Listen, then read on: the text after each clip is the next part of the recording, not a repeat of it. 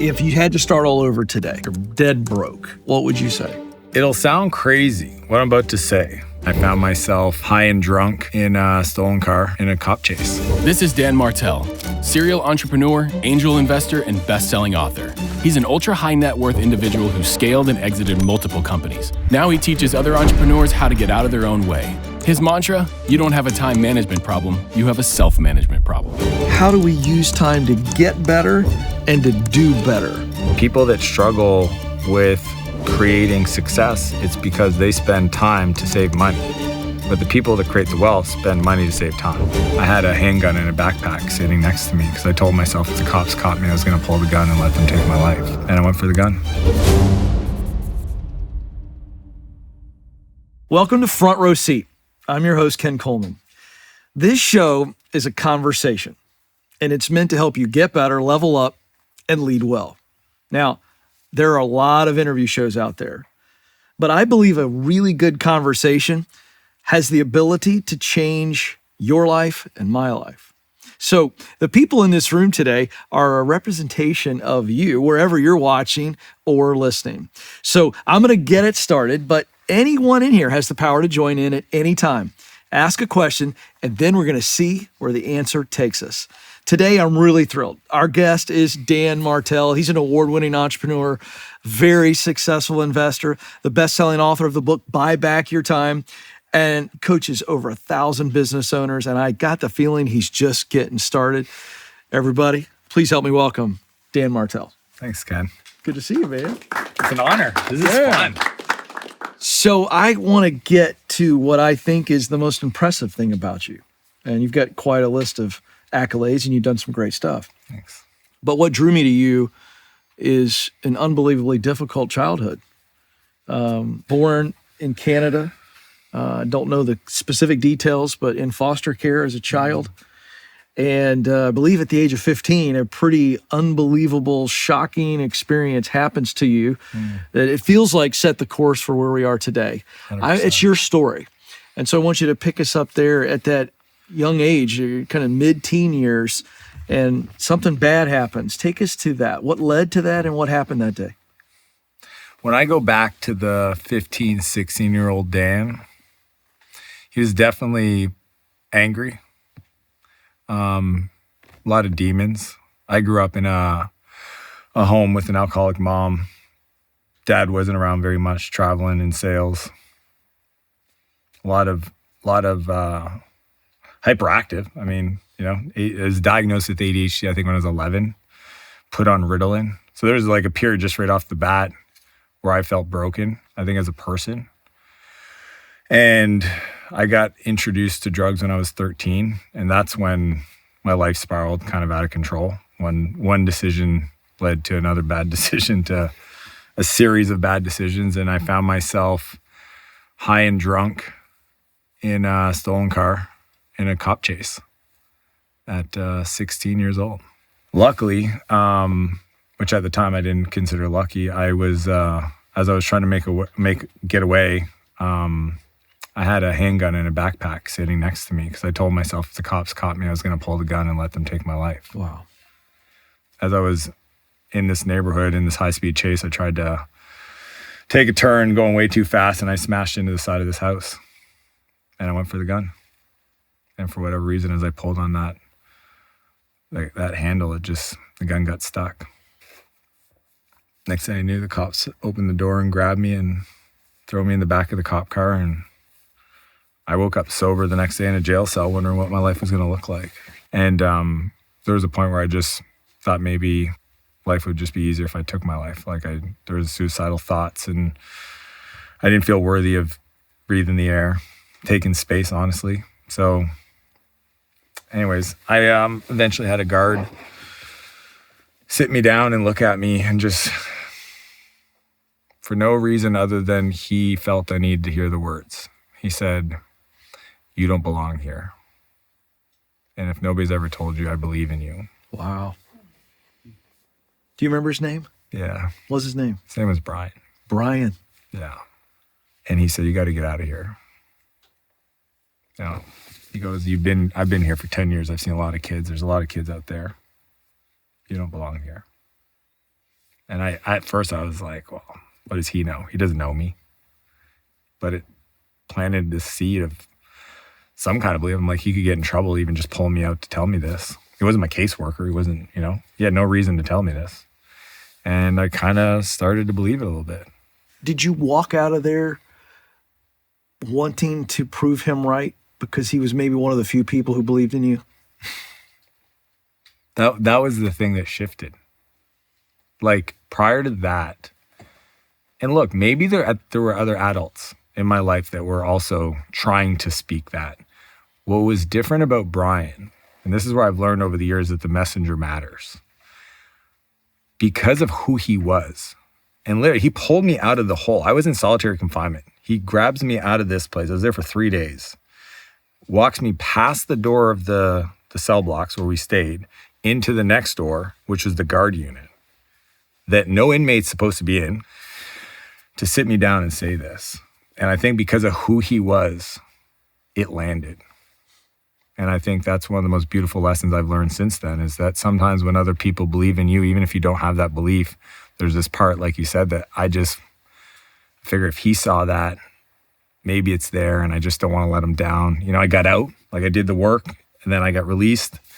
I didn't want to go back, but it was 11 months of doing, like a couple of times I ran down that driveway saying, I'm out of here. And I turned around. I've seen you talk on social about some of the things you learned in that time.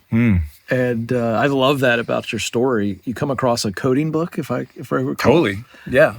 What makes you dive into it the way that you did?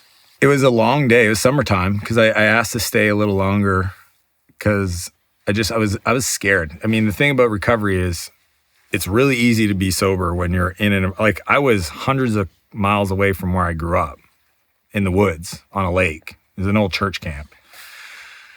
So I asked to stay longer to help Rick, the maintenance guy, kind of, I don't know, just get a few more reps. I was not living there anymore, but I was nearby and I was helping. And so I remember the day because I was cleaning out this camp, and I don't know, there was just something about when I opened that room and there was a like kind of a built-in desk into this little room in one of the camps or cabins. And there was an old computer, dusted. It'd been there for a few years. Nobody touched it. I mean, nobody'd been in that room for probably 6, 7, 8 years. And it was an old 486 computer and and it was like a bright yellow book on Java programming sitting right there. And we didn't have a computer growing up. I just opened it up, thought it would be like super cryptic, and it read like English. So I was just like, honestly, I was probably trying to kill time. Like I don't want to keep lifting. We were moving. There was like an old gym set and desks and furniture. Yeah, I was like, I'm going to sit here and see if I can get a game started or something. Right. But I just followed the instructions of that book, and 20 minutes of tapping and just reading it, and just hit enter, and it says "Hello World." At that moment, I remember thinking to myself, like maybe the reason I got in so much trouble is because my brain works different than everybody else. And it's not that I'm broken. It's just the way the world is, I'm different. And this might be my thing. So I remember telling my dad about it, and I kept playing around. And I remember I had 2 passions at that point. One was botany, plants, if you can imagine why. Yeah. The other one became computers. And I remember my dad saying to me, he goes, you should have a garden as a hobby. This computer thing is what you should focus on. This is 96, 97, 98. So, I mean, the internet, this little thing just started. And there's this great quote I heard my buddy Chris tell me the other day. I forget who said it, but he said, the ironic part about life is you can only make sense of it looking backwards, but it has to be lived forwards. Oh, I love that. But when I look at my life, perfect sense. Sure. At the time, what a mess. This show is sponsored by BetterHelp. You've probably heard people talk about different kinds of flags in relationships. Red flags, green flags, even beige flags. It's hard enough to keep track of what they're all supposed to mean, much less keep them in mind when you're trying to balance relationships with health, family, and work. So here's a tip. Don't waste time on arbitrary labels. Just focus on the values you share with the people in your life. Stuff like faith, honesty, communication, and work ethic. And if you're not even sure what your values are, therapy can help you figure them out. Find what you're looking for in your relationships and decide your non-negotiables. That's why I recommend BetterHelp. BetterHelp is 100% online therapy with licensed therapists. That means you can talk with your therapist when it's convenient for your schedule. Just fill out a short online survey to get matched with a therapist. Plus, you can switch providers at any time for no additional cost. So whether you're dating, married, finding friends, or just working on yourself, do it with help from BetterHelp. Visit BetterHelp.com/Ken to get 10% off your first month. That's BetterHelp.com/Ken. Speaking of living forward, as a part of your story, you speak to young men in prison now. All the time. All the time. Yeah. And that's what I'm curious about. What are you speaking to these young men about? You could speak to them about a lot of things, and I'm sure maybe you do. But what is the message that you really want to get across to these young men that are behind bars? Every time I go in, I always recenter. Because I understand when I go in there, I know what I look like. And unfortunately, I don't look like those kids. And that's one of the first things I say. I know what I look like. So I always kind of get grounded in my heart and remind myself that I'm no different, that I was those kids. And like, I remember sometimes I bring my team, my assistant. Last time, my assistant was there and she never seen that side of my world at that level. And she was almost in tears just walking around this place. She's like, "What? This is how they live?" And I'm like, "Yep." She's like, "Are they that bad?" I'm like, "No. They just made bad decisions." So when you ask me, what do I tell them? I share some things, but what I want them to feel from me is I'm no different than you. Yeah, it's a form of you just transferring belief to them. I want them to know that they're actually so equipped to just come back into the world and just absolutely take advantage. Like, they're the most entrepreneurial kids. They've got all the streets. Every skill set that they had that caused them to be there is actually the exact same skill set applied differently to give them the tools to be successful. They just didn't have anybody to show them that. Yeah. I want to get a quick comment on this and we'll move into some other topics, but it was widely reported a couple of years ago. We have about 7 million men that are young men working age that are not in the workforce. They're literally not working. And as you break down the numbers, Dan, you see that they are leaving the workforce. The major reason is because they feel like they can't accomplish what they would like to accomplish. They feel as though there is a lid, if you will, and the greater percentage of these men are not college educated. Now, I believe it's not because they need a degree, but society has told them they need a degree to be successful, which we now know is a bunch of garbage. What would you say to those young men? Because I think there are going to be some of these men that are listening to us and watching. I also think we've got parents and loved ones of these men that are listening and watching. It'll sound crazy, what I'm about to say, but this is what I tell my own team and I tell these young kids. Anytime I have the opportunity to kind of like express a perspective, especially because the education one comes up all the time. I do a program called King's Club, and it's 15 to 22. And every time I do it, hand goes up. What do you think of university or even high school? Mm-hmm. And here's my thoughts on it. And I got this from Jim Rohn back in the day, is wake up every day and work harder on yourself than you do on your job. And I'm sitting there to my teams and I'm telling them, I need you to work more, harder, dedicated on you than the work. And they're like confused because they're like, well, but you're paying me to do the work. This is my bet. If you spend more time on you, you'll be better, which means your work will be better. And I'm okay paying for some of that if you do it during the hours, because the long-term play is you will be better for everybody else. And that's a winning proposition. And I think that is actually what maybe university and education used to be. And unless you want to be an engineer, a doctor, a lawyer, go work on you. So I just like, what did you do today to be better? If we as leaders understand what Dan just said, and this is huge, if we can help our team, our people get better, they're bringing a better version of themselves to work. I mean, they are not robots who check in and check out. That's one thought. I've said this many times before, and I think for these young men, Dan, what really bothers me is that they're products of a education system that is absolutely flawed. Mm-hmm. It's the system, not teachers and principals. So when I say this, don't be offended, folks. Be provoked to think. Our education system, Dan, is creating test takers, not pathfinders. Yeah. So what we're doing is we're only teaching people how to answer questions, and we beat the curiosity out of them. So they leave this K through 12 setting, they go to a college setting, which isn't much different. They're partying, but now they got this unbelievable vice grip pressure to pick a major that gives them a good job and a good life, and they realize, oh, I'm not ready for this. And then we put them out into the real world, and it's been years since they asked a question, who am I? Mm-hmm. What am I good at? What lights my heart up? I think that's the challenge. Yeah. What are your comments on that? I can just speak to my own experience. And, the unfortunate part about life is you can't split test it. Right. So it's not like I can run 20 years with one child this way and 20 years a different way. So a few things. I believe every kid is homeschooled. So whether the parents are awake to it or not. I think most parents spend more time figuring out where they're going to go on vacation next than what their kids are learning in school. I learned it firsthand, and my kids are in, one's in kind of a Montessori school, the other one's in a different school. And I remember when they started emailing us curriculum, and I'm like, oh, wow, I didn't choose that. That's it actually never occurred to me until I had my own children start in school that there's a group of people that sat down to outline what it is they're going to learn, and that I was never consulted, nor did I influence it. So when I started realizing that, and then I started taking accountability to help shape at least the home side, the curiosity. And then I would just ask them, when, 2 years ago when ChatGPT came out, I asked them, are they teaching AI at school? They go, what? Well, that's fascinating. So how about I do that? And even the idea of post-secondary education. I mean, unfortunately, I think that most school is nothing but government subsidized babysitting.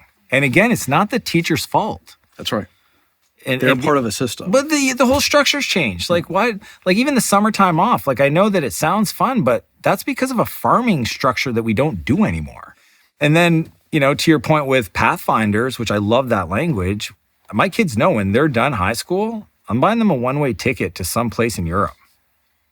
And you're gonna go find yourself. Somebody goes, well, how do I figure out what I'm supposed to be doing in life? And I go, the same way you figure out what ice cream you like.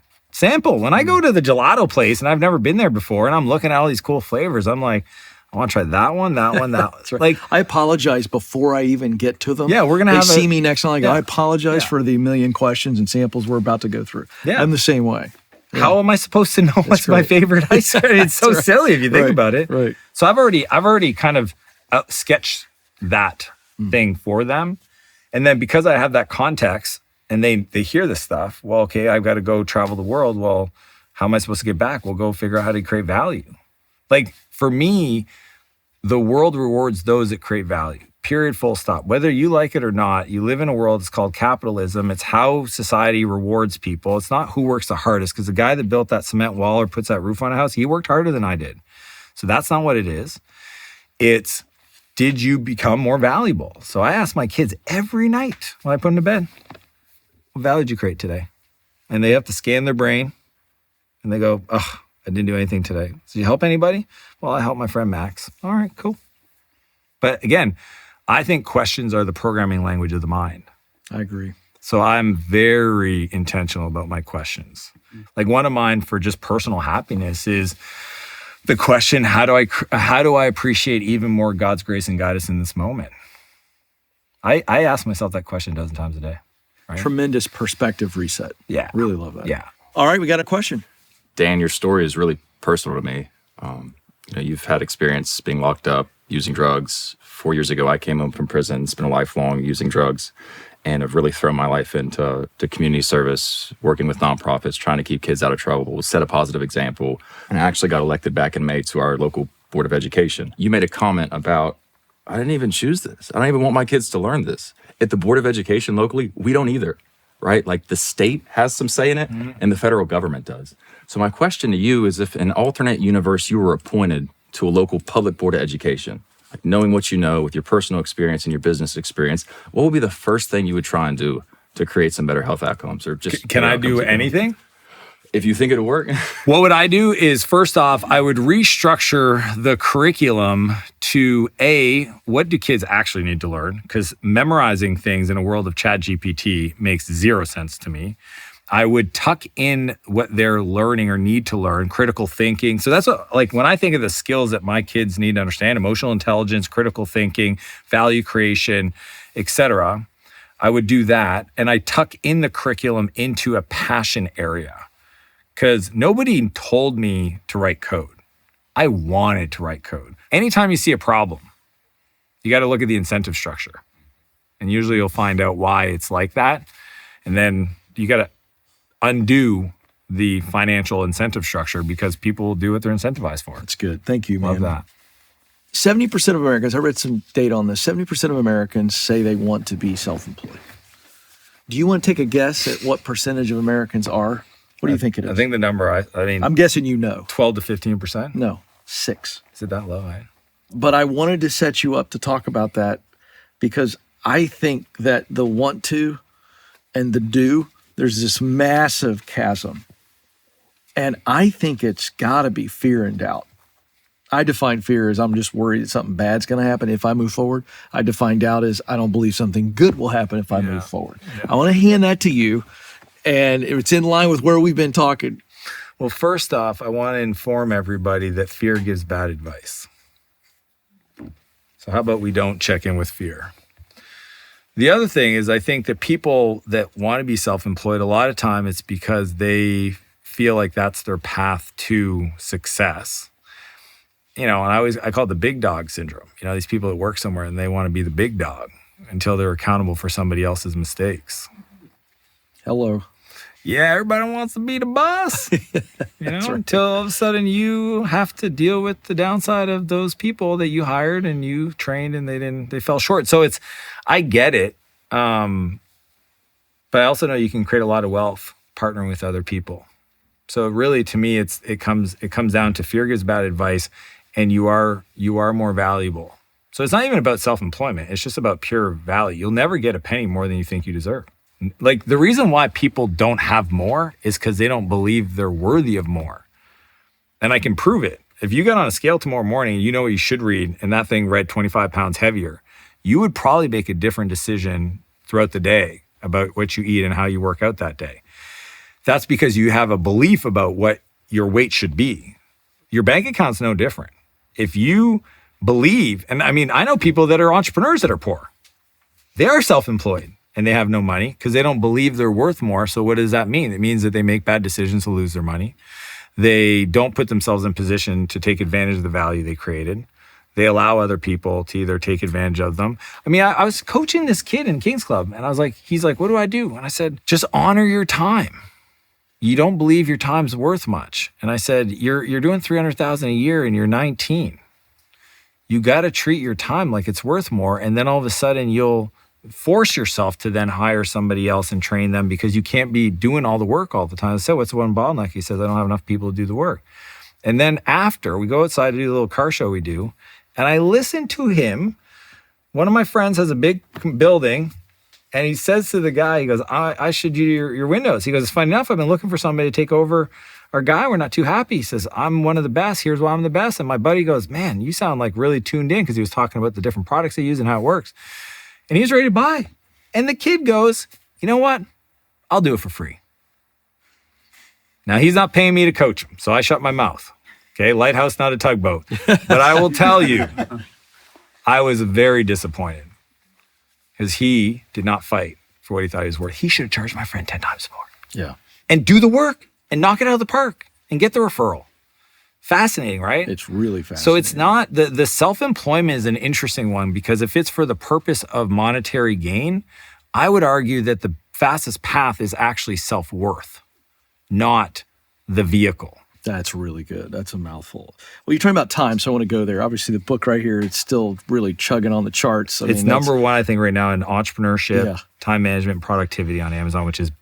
Well, you just gave us the reasons why. Buy Back Your Time, obviously, is the book. I wanted to ask you, because we have people that are here in this room, people that are watching and listening that care very much about making the most out of their life. And so I think we all kind of feel like we're really busy, but we could find in an audit that we waste a lot of time. Yeah. So on time, my question is, how do we use time to get better and to do better? First off, the way I look at time, it's kind of cool, is that we all have the same. And the difference between me and Elon Musk, Jeff Bezos, or the person that's suffering is an allocation. And unfortunately, people that struggle with creating success, it's because they spend time to save money. But the people that create the wealth spend money to save time. So they just have not been taught this equation, right? You can't, if you want to build $1 million business, it's impossible to do it off $10 tasks. Not enough hours in the day. Like, you can't work that many hours and produce that kind of outcome. You have to learn to let go. The problem is if you finally give yourself permission to value your time, that letting go part is going to surface a bunch of trauma. I call it the trauma trust barrier. Having somebody else that you've given something that you consider very important, the responsibility of doing that task, embracing yourself. I've seen people break out into hives, have shingles, go into depression. Letting go, oh yeah. Sure. Makes sense. Control. Oh, I'm happy when I control it. I'm not. You see the physicality. I feel it when they talk to me about it. I just hired an assistant and I'm not checking my email. They're just waiting for the bomb to go off. That has nothing to do with their email. That has to do with something back there. So the interesting part about the book, which is I consider, and I know because I studied all the books, and why I wrote this framework is I need it for myself first. I think all content is first for the author. So 15 years ago, I had to learn this framework that I teach to help me keep doing without creating chaos in my life. But the more I've taught it, the more conversation I've had about buying back our time, I've realized that it is a byproduct of the inner work. If you don't learn to value your time, you won't fight for it. And if you don't learn to let it go, you'll always be at the mercy of having to do. That's a great mantra almost to look at every day. Every day. Mm-hmm. All right, let's go to the back row here. Let's get a question. So Dan, you talked about how you can't really succeed long-term by yourself, that it takes partnership, it takes support, et cetera. And this, I'm curious if you agree with the following statement, which is, how do you have high standards and low expectations? Right off the bat, people don't buy your presence, they buy your standards. So a lot of people think they're selling their presence, doing the work, coaching, whatever it is. But if you have a team, they're buying your standards, but they're not buying the standards you hold for yourself or you hope you hold. They're buying the standard that you enforce, that you accept is a better way to think about it. So what I would say is I get the philosophy of I'm going to show up and give 100%. And if other people don't, that's okay. In regards to my emotional response to the situation, it doesn't forgive underperformance. So that's where I say, I have a standard. And the truth is, if you want, and John Maxwell talks about the law of the lid, like if you want to knock the lid off, you got to grow. In my book, I have people have taken it and run it. It's 80% done by somebody else is 100% freaking awesome. Here's the follow-up I didn't write that I should have. And if that's not okay, go get better. Because a lot of people, the 80% they need is the standard they're communicating, but they're not good enough. And then they're upset for everybody else around them falling below. And I'm like, you're not good enough yet. Like, you don't communicate clearly enough as a leader. You don't show up consistently, and then you're mad. Some people that say, my team this, my team this, my team that. Show me in your calendar where you've trained your team on that thing you just said you're upset about. My gut tells me won't find it. So when we talk about standards, to me, it's I hold them, I've communicated them, and I've hold people to a standard. So I always default to process first. If something happens, process problem. It's not a people problem. I hired them, I trained them, process problem. Once I notice and I look and I fix the process and I get agreement, then I know I have a people problem. Quick example for everybody. And everybody, this is group participation here, okay? If I go to a Chick-fil-A right here in Franklin and I order a sandwich tonight and I say to the 16-year-old kid, thank you, what are they going to say to me? My pleasure. My pleasure. If I fly to Dallas, Texas tomorrow morning and get a breakfast sandwich and I say thank you to the kid, what are they going to say? My pleasure. The Kathy set a standard of how we're going to treat people, and the process was we train you that every time the customer says thank you, if they say thank you 3 times in the interaction, you say My pleasure. My pleasure. That's a process coming from a standard. You really At scale. At scale. All right, I want to switch gears. One of my favorite quotes on wealth is by a legend, Warren Buffett. Yeah. He famously said, "Wealth is the transfer of money from the impatient to the patient," which is a great statement. You're a guy who, when I did my research, at 23, you said you were $20,000 in debt, and 12 months later, you're making $1 million. There's a lot of content on your socials and on your site about making money fast. I want to give you the platform here for the cynics out there, for the people who in this current economy right now are going, come on, Dan. Is Warren right? Are you right? Talk to me. He's not wrong. It's also the business model he chose.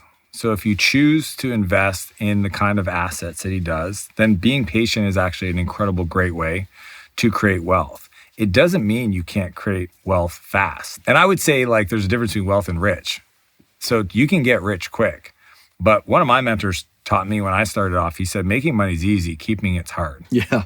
But I think if you have $1 million cash in your bank account and you're in your 30s, like, cool, winner. But I think the opportunities are there if you're willing. Again, people hear that story at 24 starting that company, and a year later, I'm doing $1 million in revenue after 2 failed companies. I was 17 when I started as an entrepreneur. I was in a side hustle. This is Dan trying. Luckily, my parents were just happy I was sober. As long as I wasn't relapsing back in prison, they were like, keep it up. So I just code, try stuff, didn't work. It wasn't until I was 27 that I personally had $1 million in cash. So it's a decade. So all I'm trying to do in that video is saying, okay, I'm going to take a decade of learning, compress it if I had to do it over. And we can. This is what's crazy. Anybody that's had some kind of outcome, business success or whatever, if you ask them to give you the map to do it faster, they'll tell you because you don't have to learn those lessons. So all I do in that 12-month period is I just show you 10 years compressed into 12 months. So literally a decade into a year. And the truth is like Warren could make $100 million in 6 months because of 40 years of experience. So you can make money quick, but you got to remember most people don't have the experience. Okay, we got a question right here. When you look at motivation, willpower, discipline, and you kind of couple all those together, like, do you lean on any one of those more than the other? I work with a lot of people personally who they just quit soon. They quit early. Did they need more willpower? Did they need more discipline? Did they need more motivation? What is that combination in your opinion? It's actually quite fitting we're in Nashville because there's an artist that I absolutely love named Jelly Roll. And he just came out with a new album, and he has a song on that album called Winning Streak. And it's a beautiful song about recovery, so it's near and dear to my heart. And the chorus essentially says, nobody came in here on a winning streak. And I share that because my answer would be discipline in the sense of consistency. When I look at my life of all these moments that I was in pain trying to improve things, the thing that I was lacking was the consistency. Without consistency and habits, you cannot build confidence. Confidence is the byproduct of keeping the commitments that I made to myself when nobody else is around, to myself in private. So I don't like motivation. My habits take over when motivation, it wanes, right? I don't want to wait till I'm inspired. So my whole philosophy on my life has always been about stacking consistency because consistency becomes the foundation for winning.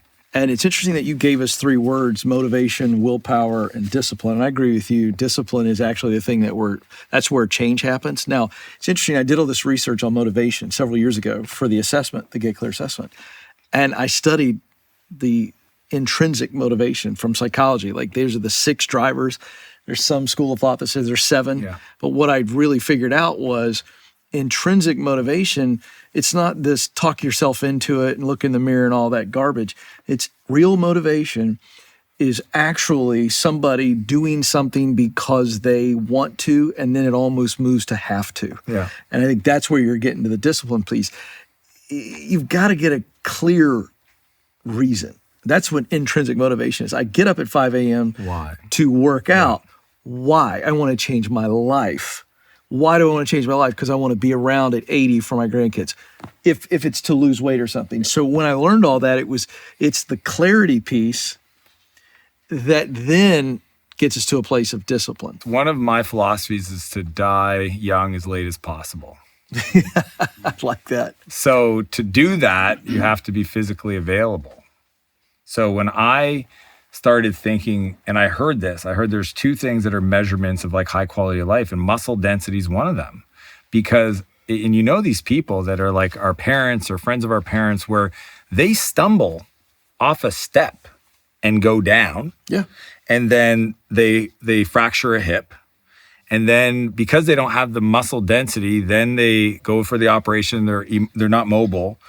Then they don't work out. And then the body just essentially, the body will eat the muscle. And then you're frail. So it compounds.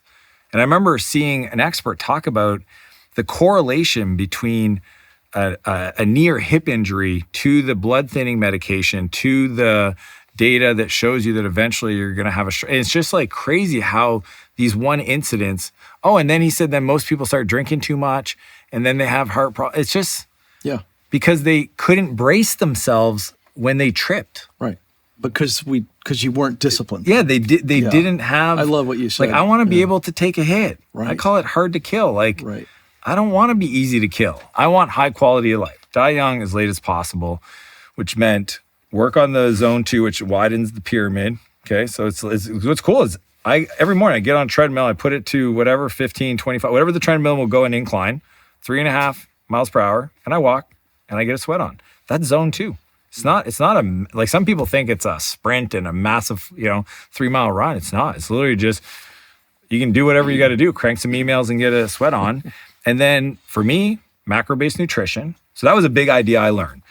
Micronutrient dictates how you feel. Calories burned per day dictates your weight. Macronutrient dictates your look, your body composition. So protein, fats, and carbs. So once I understood macro-based nutrition, and then I understood progressive overload training style, which is probably what you're doing at the gym, which essentially is just volume, movement, weight, how many reps. And I track everything in an app, and it tells me if I'm getting stronger. If you lift the same, which you look around the gym, 90% of the people look the same, a year later, they're going to look the exact same. Lift the same. If you lift the same, you look the same. So progressive overload literally says you have to get stronger or you will not develop muscle. And it is harder. After 40 is harder. That's why the 20-year-olds that start going to the gym. Oh, yeah. It's like, well, I don't have that naturally. Like whatever is going on in your hormones right now, that's not me. So I really gotta crank over. Trust me, I see it every day. I got a junior in high school. He's playing football. It. And he's they look at a weight and they get a bicep vein. He's like, really, Dad, you're working out? He goes, take your shirt off. No, see. I'm like, hey, easy, pal. Calm down. He has no body fat. Yeah, not fair. I want to get back to Americans more than ever. They want to make more money. Things cost more money. And guys like you have a big platform. If you had to start all over today, starting from scratch, you're dead broke. Yeah, take it all away. It's all gone. All of it. And I still believe I can make money. Okay. And prosper. Yeah. Let's call it that. What would the mindset be? You were coaching that person to say, all right, you're starting from scratch. Yeah. Here's what I need your mindset to be. Or is there a fundamental thing? You just gave them one thing. What would you say? Run as fast as you can to sell something to somebody you don't know. So sales. As fast as you can. Right. I literally, if you asked me that question and we were actually out in the parking lot, I would go, what value can you add? What do you know? What do you got? What do you like to do? Because not even what you got. You can sell something you don't own. Like I'm talking like right now. Like if you were a young person in the parking lot outside and you asked me that question, we're walking across the street to that house or stopping the person that's walking the building.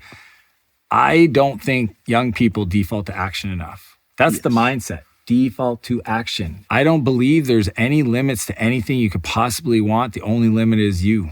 You've added value. The question you're asking your kids every night.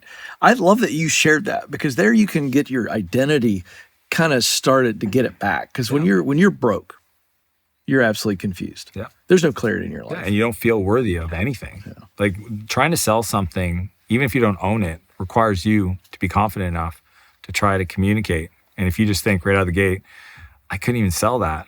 You You literally just beat yourself up. You didn't even try. So if I'm there and I'm trying to sell a point, that's what I call myself, a professional point of view dealer. It's like, which one do you need? POVs. I'm selling points of views. The point of view I'd want to sell you is that nothing happens until a sale is made, and you have the power to sell. That's where showing up right here, because the statement about we don't default to action enough, I mean, that's not just young people, that's everybody. Yeah. And my goodness. All right, we're going to go to the front row right here. I was on maternity leave with my second, and I started to see so much chaos in a household and how I was spending my time. And then I went back to work, read your book, Concept of a House Manager, got one. She works for me 6 to 8 hours a week, and it's amazing. So what's one thing that you would say to moms who feel like they just have to own everything and don't have time to think about their physical health, their mental health, because they just have so much to do from a household standpoint? I mean, my wife is the best one to answer this, but I can tell you our journey, because everybody's got to go on their own journey. And trust me, right off the bat, having a stranger in your home, that's a thing, right? I had a client, his wife wasn't on board with even having a cleaning lady. And he's like, how do I help? I said, well, I need to understand her values and da-da-da-da. And I said, oh, I got it. She's a community person. She does a lot of community. I said, it's okay. Ask her if she likes to create jobs. Say, why is she taking somebody's job? Problem solved. 3 years later now, you could not, that person who's now started as a cleaning lady, now is kind of elevated into house manager, is part of the family, you know? Because what people don't realize is the person that might come to, clean your car, clean your house, do wash and fold, whatever. Eventually you have a party, a Christmas party, a dinner, then you ask them, can you help out? Could you run some errands? And now they're just part of it. That person you got for 6 to 8 hours. I mean, I'm sure you like them because you wouldn't keep them in your home. So personal.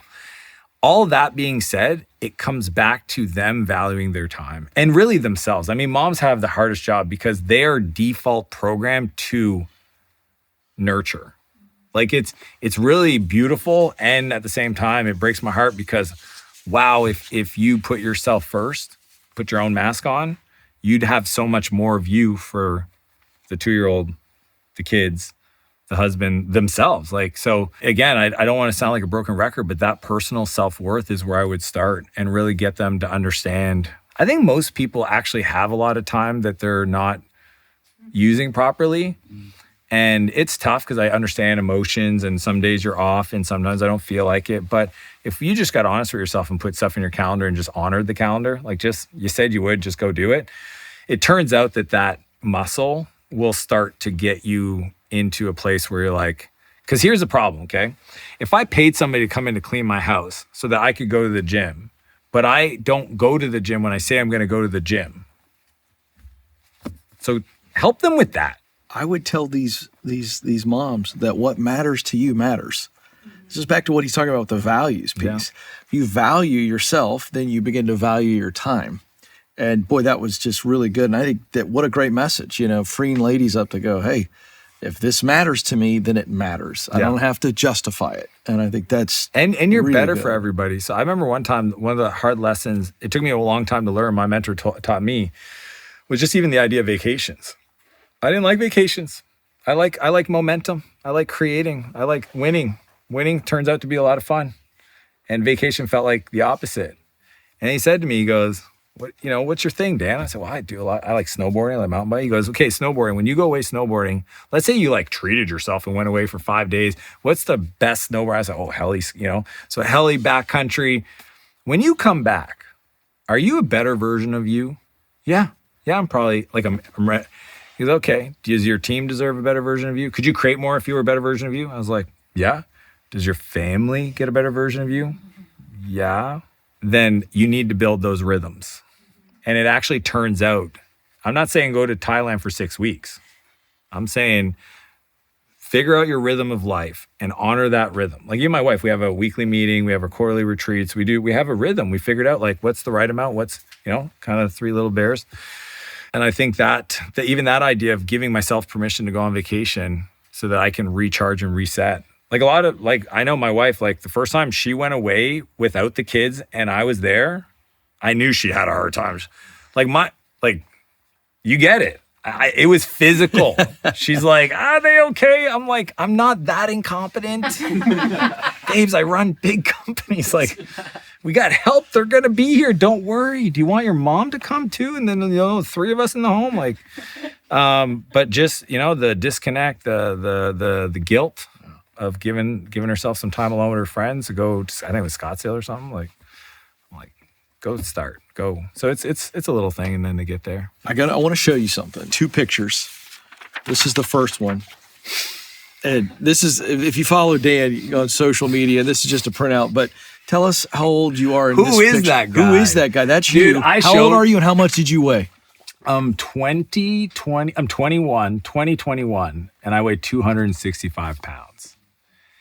And That's extraordinary. I look into those eyes, and I see a goofball, like the goofiest goofball. I'm not that guy, just so y'all know. Yeah. Now there's a question here, but I got to show you the second picture, and this is for our audience because, I mean, dude, when you put in this work, every dude wants this picture. Clickbait, thumbnails. There we go. There's this guy. It's the same guy. Let's go. How old is that guy? This guy's 44. 44. Now, the reason I show the pictures to the Let's do audience it this way. 21 is 44. because I've seen you say this before. I love what you have said on this, that you decided, that big guy decided to change his brand. Talk about how you changed the way you thought about yourself, which allowed you to change your body. I will share this because, again, 21 to 44 is 23 years of time. And what you'll see if you go back even 10 years ago, 2015 is probably the last time that I put on some weight. It's 2-3 years in, my new kid, my newborn, and so I struggled with my weight my whole life. If anything, though, it just kind of went like this. So it was up and down, up and down, up and down, up and down, up Were and down. you eating to medicate? We know you're 100%. past. I'm a drug addict. So sugar, eating, comfort. I don't do, like, a lot of people have like some kind of outlet. Like, I don't play video games. I'd say extreme sports, racing cars, snowboarding, snow biking, wake surfing, and then food was kind of another way to do that, especially if traveling was always hard for me. And there was different phases. Sometimes I use racing as a way to get in shape, but that's short-lived because if I didn't have a race, then I'd put on a lot of weight and then I'd feel shameful because everybody sees it. I mean, the thing about weight is that it's visible. You can't hide. You lost weight, you look good. You put on weight, oh geez, what happened? So I had several spikes and downs throughout my life. And there was even a point I hired a guy named Adam to just coach me on the mindset of food. You know what he helped me understand that I've never shared this, but I want people to understand this. I was married and I was traveling a lot for work, and I shared a story about a man who had a hard time quitting drinking. Now, I wasn't drinking. No, he quit drinking because it occurred to him that if he didn't quit, there was a chance because he drank that maybe he would cheat on his wife. And he just was so scared of doing that fear got him to stay sober because he traveled. And he goes, Dan, is there a chance that you won't let the weight go? And I was like, oh man, I never thought about that. And then he tells me a lot of women do that because of stuff that have happened to them. It's a protective mechanism to keep people away. My goodness. So that helped me actually get to a new level, right? And then I started running and CrossFit and Ironman. The difference between that photo in 12 months prior, so that was March of this year, let's say, it was only 90 days. Actually, I did that transformation 90 days, was a decision of essentially, I want to look the part. I worked out way too hard to not look the part. That was the identity shift. You changed that identity shift, and I think that's powerful. Yeah. So I started. So how does an athlete live? Decision. So what's funny is I wrote down in my morning miracle journal, okay, for 10 years, I'm an Ironman. I couldn't swim. And I didn't do it. I did it a lot. Like, you'd think that after writing it down for 3 or 4 times, you would think you should probably start doing something that looks like an Ironman. I didn't. I just was like, I was getting ready to get ready. I'm an Ironman athlete. I'm an Ironman athlete. I'm an Ironman. I'd just write it down. I'd write down like I'm a billionaire. I'd write all this stuff down. And I remember I just like, it started with a sprint triathlon. And then it started with, so I had to do a 600-meter swim, which sounded like the end of the world, right? Because if you can't swim, you try to swim that far. I remember the first time I went across a pool, I stopped, I screamed back at my buddy. I was like, how many of those we got to do? He's like 60. I was like, I'm going to drown. Like, this is hard. The shift in that was understanding the power of identity. Is I shifted and I started writing down, I'm a bodybuilder. That's I'm a bodybuilder. Yeah, I'm glad you said that, because I was going to ask you what went from writing all these things down to the action part, and it was changing what you were focused 100%. on. I went from Ironman athlete. I did a sprint, an Olympic, eventually a 70.3 half. Then I did a full. And now I'm actually signed up for 70.3 in Mont Tremblant next year. So I've done probably 6 or 7 Ironmans. I will tell you, my buddy Nick, who I train with, a decade ago, I was coaching him. And he did a vision board. And on his vision board, he had an Ironman logo, like the Ironman logo. Okay, my buddy Nick was like so sloppy. Like he just, and he wrote that down there. And I'm a big thinker. I actually tried to convince him to be realistic. Yeah, hey, Nick, this is a bad idea. I was like, Nick, dude, you're never going to do an Ironman. Like, you're so silly. Like, I love you. The other stuff's great. But like, just be realistic. Like, don't set yourself up to You're trying to be fail. a good friend. Dude, this guy, since we started doing it, he's done 7 more than me. Full distance Ironman. I'll never, ever, ever pull somebody down from their vision ever again. And he gave me that beautiful lesson. Because I remember the first time we finished the full, we finished it together. And I pretty much said, I'm sorry. Wow. I love that. Okay, I do want to get to right here on the front row. We often talk about buying back your time and making your time more efficient. My fear as a parent is that I'm giving my 3 sons a very much easier life than what I had. We have somebody to clean the house. We have somebody who does all this stuff. I'm concerned that I am not inviting enough hardship into their life. Yeah. What do you do being a dad to make sure that you are not making your children's lives too easy? Well, let me tell you how silly I was for a while. Because I believed that and I was scared to do that, I would force my kids to sit in the back of the plane by themselves, which is illegal, just so you know. Like, they were 8, okay? I'm in business. They're behind me in coach. I fly private now, so I have my own plane, and I didn't want them to fly with me. Like, so then I'd have to fly commercial when they were with me and then take my, silly willy stuff. Like, there's just so many things. And I'll tell you what changed for me is realizing that the world is hard enough on them if you allow it. Without me having to like drive out into the middle of the wilderness, drop them off and say, figure it out, boys, and run home. Because that's what I thought I'd have to do. Because like, what's the rite of passage? I know what I went through. My buddy Ben Greenfield actually did this with his 2 13-year-old twins. Turns out he trained them for 13 years how to be savages. So like, they, when he did drop them off in the woods, they were like, yep, see ya. And they figured it out. But it was when I was bringing them to daycare, early days, and my sister-in-law owned the place, and I would watch all the parents do all the stuff for the kids. Like the little booties, the little gloves, zipper. The kid's just sitting there like this.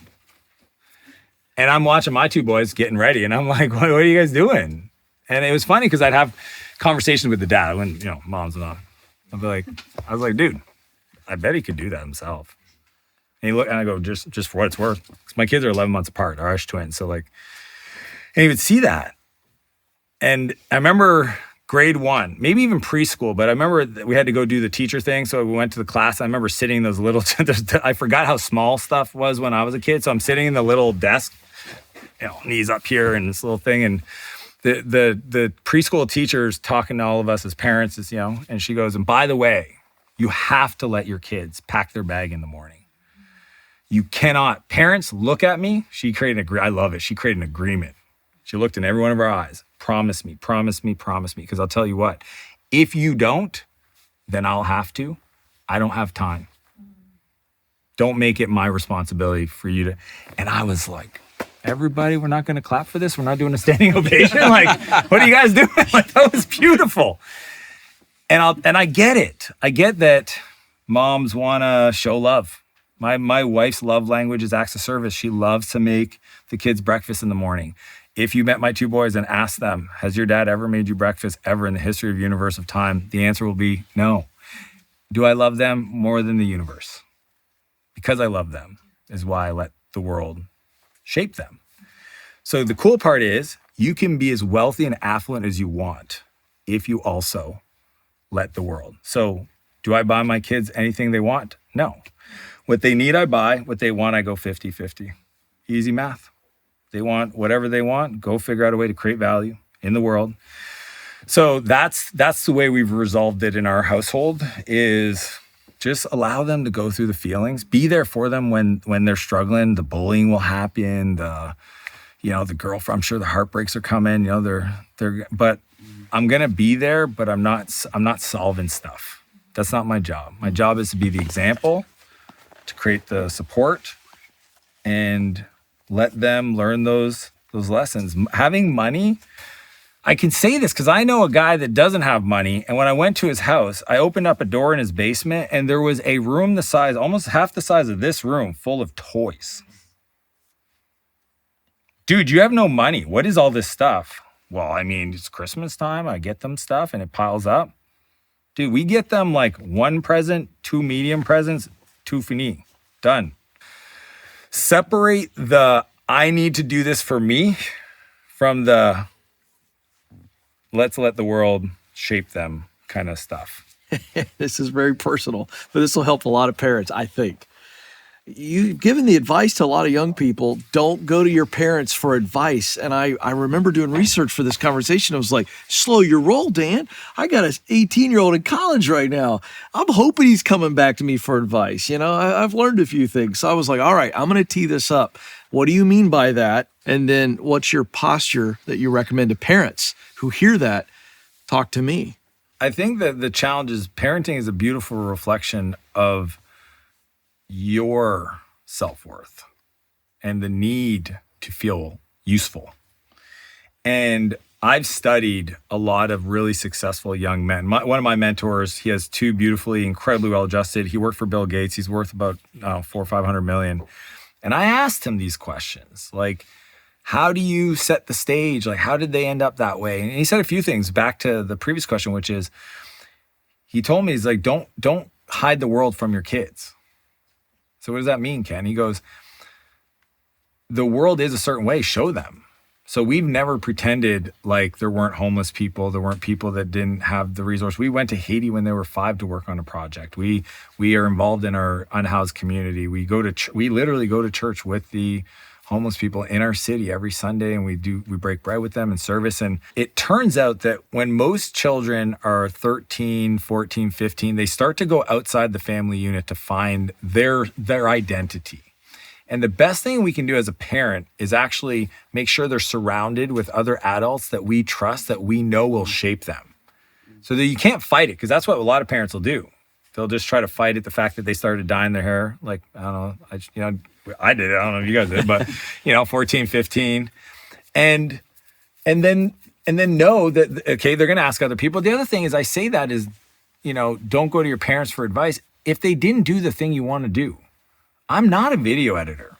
When my son got into video editing, I introduced people I knew that were incredible humans that were video editors, and said, anytime you need anything, call these people. I didn't let him do that. I shaped it, like, you know what I mean? Like, you got to set the playing field a little bit. And that's what I tell people. If you want to build, unless your dad's the person that you want to be like, Elon Musk or whatever, cool. But my gut tells me that, my kids are going to have aspirations for things I've never done. And asking me for advice is actually not the right move, because that's not what I do. If I want to get something done, I go say, who are the top 5 people in my city that have done this? I go ask them. I don't ask my brother.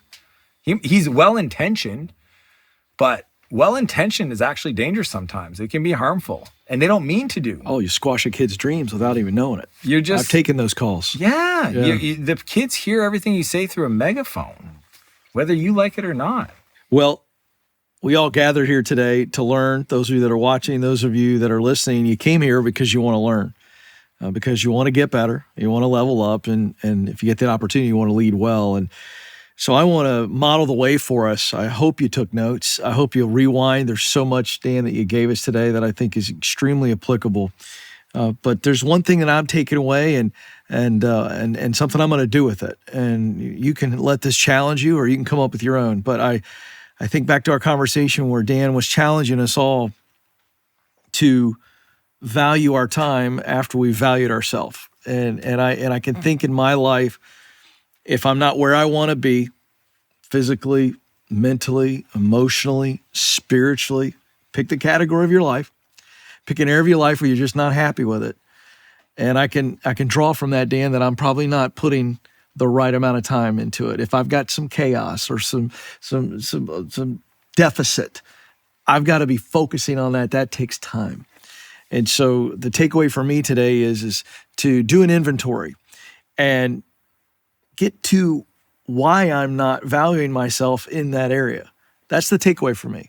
I've got some value, but I also have some values, and it's all out of whack, and it's showing up in my time. That was really good for me, and I'm going to apply that. I hope you will as well. Dan, I got to tell you, I knew you were going to make us all better. You've made me better. We know you have very limited amount of time, and you chose to spend it with us, and for that, we're better. So, hey, everybody, join me in thanking our friend Dan Martell. It's an honor.